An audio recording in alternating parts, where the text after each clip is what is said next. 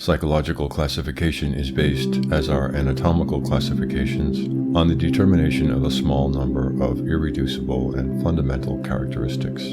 Psychological classification of the human races, the primitive races, the inferior races, the average races, the superior races, the psychological elements, the groupings of which allow of this classification, the elements which are of the most importance, character, morality.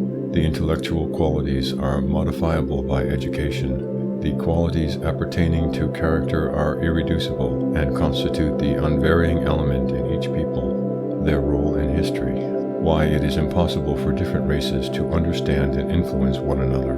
The reasons why it is impossible for an inferior people to adopt a superior civilization. When the grounds are examined in a work on natural history of the classification of species, it is at once observed that the irreducible and, in consequence, the fundamental characteristics which allow of the determination of each species are very few in number. Their enumeration always occupies but a few lines. The reason is that the naturalist only concerns himself with the unvarying characteristics and pays no heed to the transitory characteristics. Moreover, these fundamental characteristics have as their inevitable consequence an entire series of other characteristics. The case is the same with the psychological characteristics of races. If details be gone into, innumerable slight divergencies are found to exist between different peoples and different individuals. On the other hand, if only the fundamental characteristics be considered, they are seen to be very few in number for each people. It is only by examples, we shall shortly adduce examples that are highly characteristic, that it is possible to show clearly the influence of this small number of fundamental characteristics on the life of peoples. The only way to set forth the basis of psychological classification of races being to study in detail the psychology of the different peoples, a task that would demand in itself several volumes, we shall confine ourselves to indicating their main lines. If only their general psychological characteristics be considered, the human races may be divided into four groups. 1. The primitive races. 2. The inferior races. 3. The average races. 4. The superior races.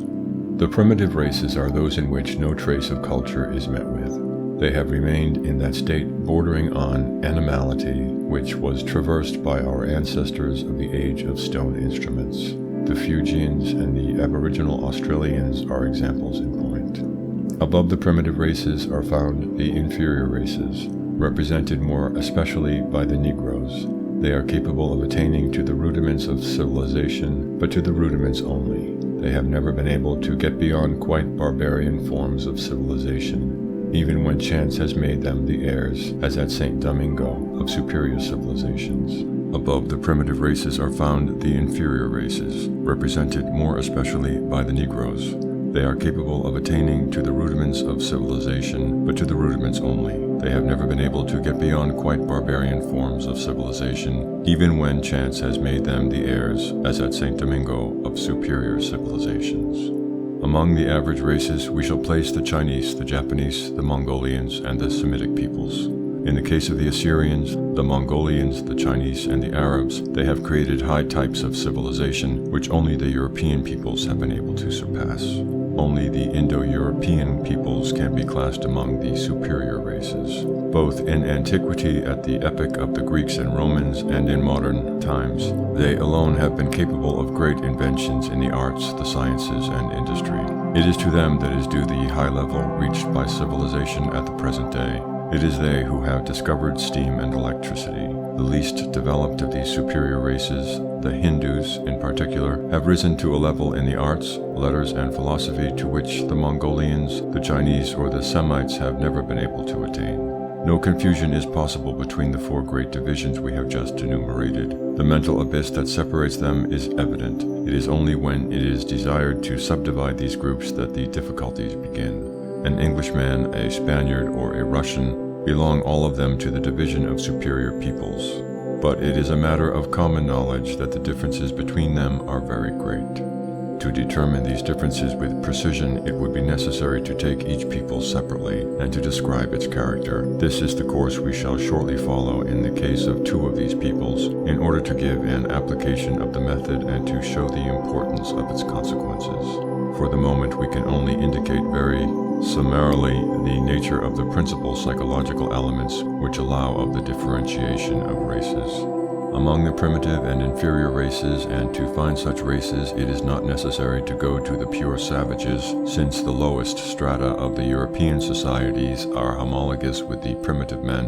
A greater or less incapacity to reason is always met with, an incapacity, that is, to associate in the brain with a view to compare them and to perceiving their analogies and differences, the ideas produced by past sensations or the words that are their signs, and the ideas produced by present sensations. There results from this incapacity to reason a great credulity and a complete absence of the critical spirit. In the case of the superior being, on the contrary, the capacity of associating ideas and of drawing conclusions from their association is very great, while the critical spirit and precision are highly developed.